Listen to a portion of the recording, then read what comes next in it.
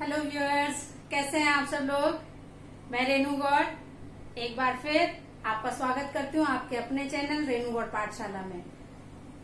Viewers, सबसे पहले जो है मैं आप लोगों से क्षमा चाहती हूँ कि इस वीडियो को बनाने में मुझे थोड़ा सा टाइम मतलब देर हो गई इस वीडियो को बनाने में, और आपकी मात्राओं को पढ़ने में थोड़ा सा गैप हो गया है। तो हम जिस टॉपिक को पढ़ रहे थे पिछली कक्षाओं में हमने पढ़ा था कि मात्राएं कैसे लगाएं। तो हमने जो है कुछ मात्राएं पढ़ ली थी, लास्ट की ये मात्राएं बची हुई थी हमारी। तो आज हम जो है आज की कक्षा में हम पढ़ेंगे अंक की मात्रा, अह की मात्रा और ऋषे ऋषि की मात्रा।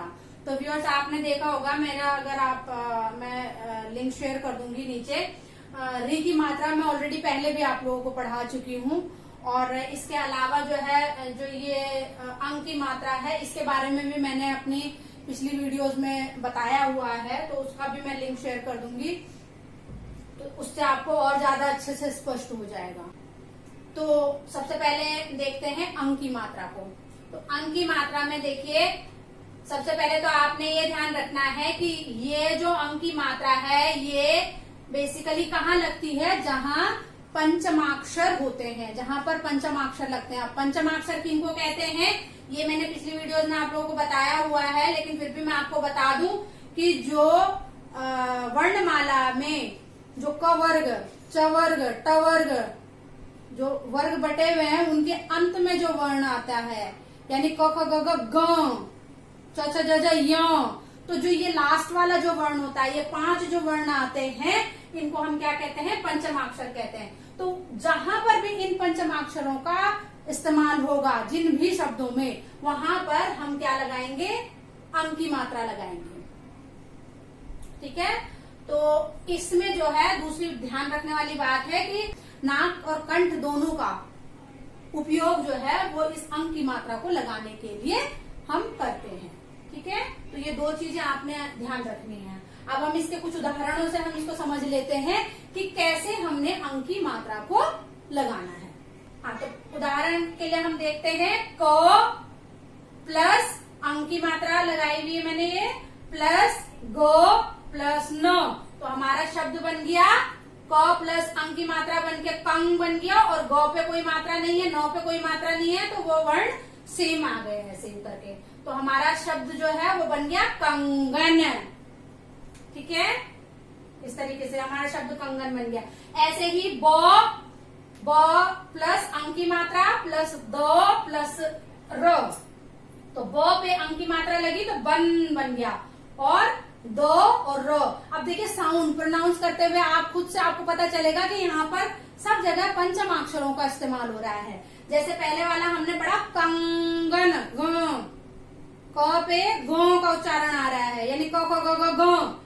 ऐसे ही बंदर, जब आप अंदर ऐसे करते हैं बन, तो नौ का उच्चारण आ रहा है, तो वो भी पंचमाक्षर में आपको आता देखा होगा आपने। ऐसे ही ये शब्द हमारा बन गया बंदर। ऐसे ही अगर हम पढ़े प पे अंक की मात्रा, प प्लस अंक की मात्रा प्लस च प्लस म, तो हमारा बन गया पंचम।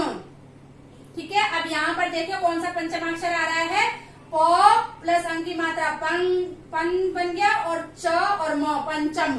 अब पंचम जब आप उच्चारण कर रहे हो तो यानी कौन सा वाला आ रहा है, च छ ज झ यो। ठीक है। तो पंचम, इसमें यो वाला उच्चारण आ रहा है। ऐसी क प्लस अंक की मात्रा प्लस घ प्लस आ की मात्रा, तो क्या बन गया, क प्लस अंक कंग, और घ प्लस आ घा, कंघा। ठीक है। ऐसे ही घ प्लस अंक की मात्रा प्लस ट प्लस ई की मात्रा, तो क्या बन गया, घ प्लस अंक की मात्रा घन, और ट प्लस ई की मात्रा टी, घंटी।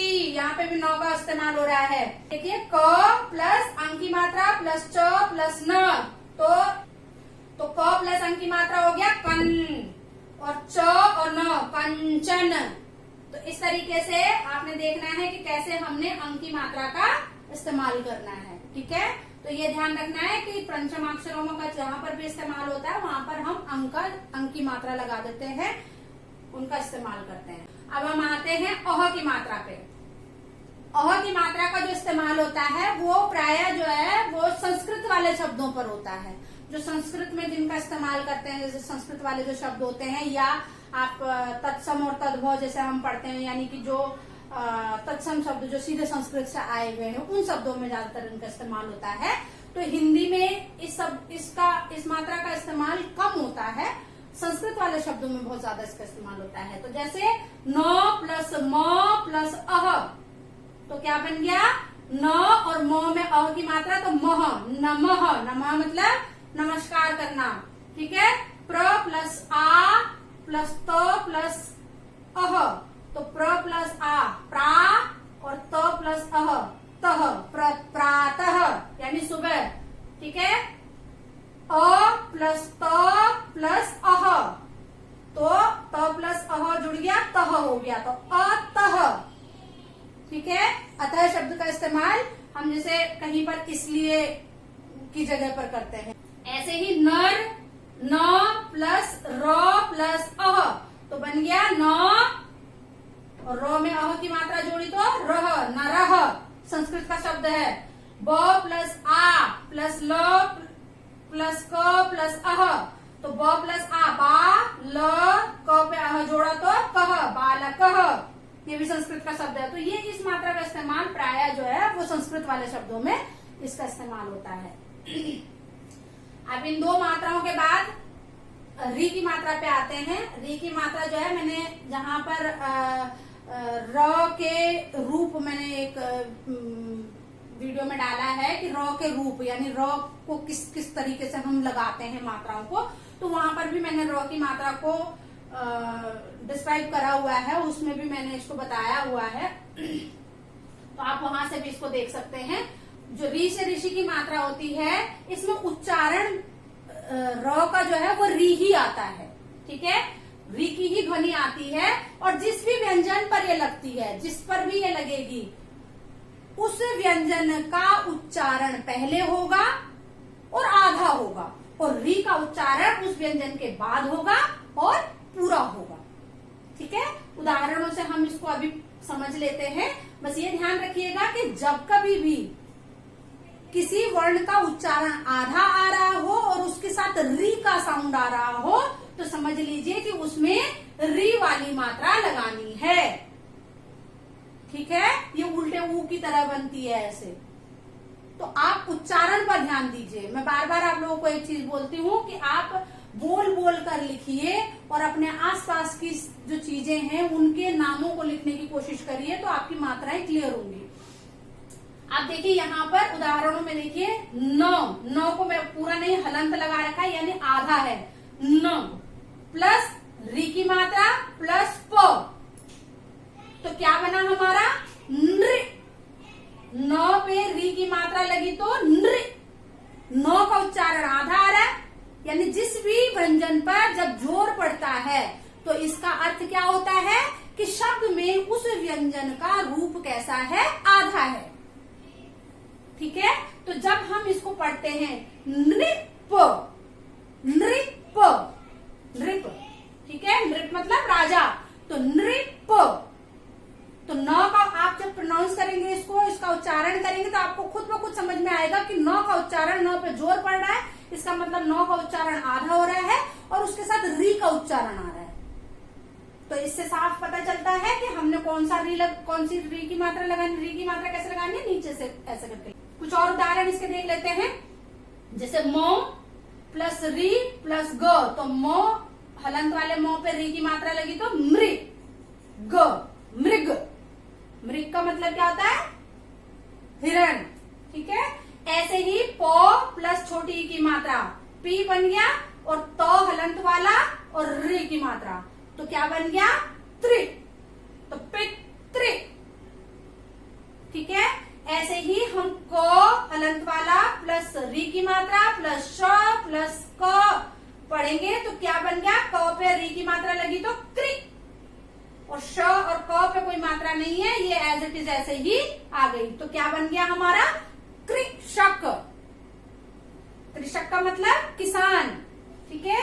न हलंत वाला प्लस री की मात्रा प्लस तो प्लस क, तो नौ पे री की मात्रा लगी तो क्या बन गया नृ। ठीक है, और त और क पे मात्राएं नहीं है, ये ऐसे ही आ गई तो नृतक।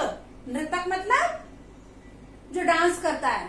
ठीक है, तो ये हो गया नृतक। तो आपने देखा होगा कि जितने भी शब्द हमने ये बनाए हैं सब में जिस पर भी री की मात्रा लगी है उसका उच्चारण आधा हो रहा है, और जो री का उच्चारण हो रहा है वो री का ही साउंड आ रहा है, पूरा री का साउंड आ रहा है आपके इसमें। ठीक है, तो इस तरीके से आपने समझना है कि हमने री की मात्रा कैसे लगानी है। तो ये आप लोगों को समझ में आ गया होगा। उम्मीद करती हूँ कि आपको मेरा वीडियो जरूर पसंद आएगा, और आपको मेरा वीडियो कैसे लगा, अच्छा लगा या बुरा लगा, या आपका कोई सजेशन हो तो प्लीज कमेंट बॉक्स में जरूर लिखिएगा।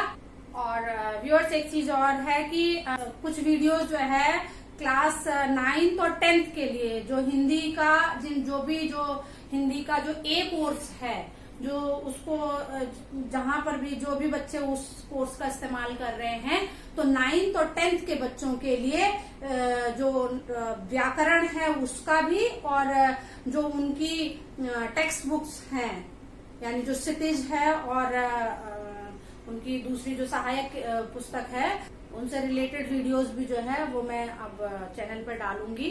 और उम्मीद करती हूँ कि जो 9th-10th के जो बच्चे हैं उनको उससे हिंदी में जो है कहीं ना कहीं मदद मिलेगी उसमें, जो क्योंकि जो काव्य पाठ है उससे रिलेटेड भी और अदर चीजों से भी जो गद्य है या पद्य है जितना भी उनका कोर्स में है वो मैं कोशिश करूंगी कि वो पूरा का पूरा उनका कोर्स जो है मैं इसमें डालने की कोशिश करूंगी वीडियोस के रूप में। और उम्मीद करती हूँ कि उससे बच्चों को फायदा जरूर होगा। और व्यूअर्स आपको अगर मेरा वीडियो जो है वो अच्छा लगा हो और आपको इससे थोड़ा भी फायदा हो रहा हो तो प्लीज मेरे चैनल को ज्यादा से ज्यादा लाइक करें, शेयर करें, सब्सक्राइब करें। मिलते हैं अगले वीडियो के साथ, तब तक के लिए नमस्कार।